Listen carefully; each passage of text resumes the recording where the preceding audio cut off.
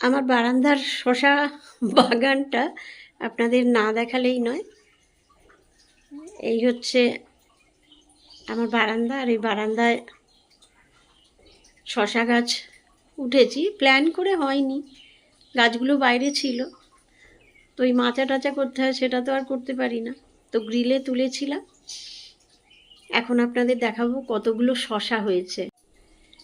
এই যে একটা, দুটো, তিনটে, চারটে, আরো প্রচুর বাচ্চা বাচ্চা আছে।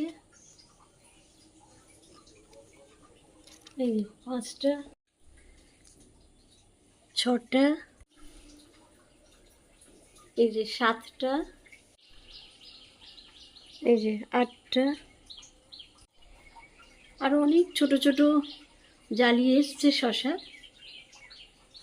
সেইগুলো আর দেখাতে পারলাম না।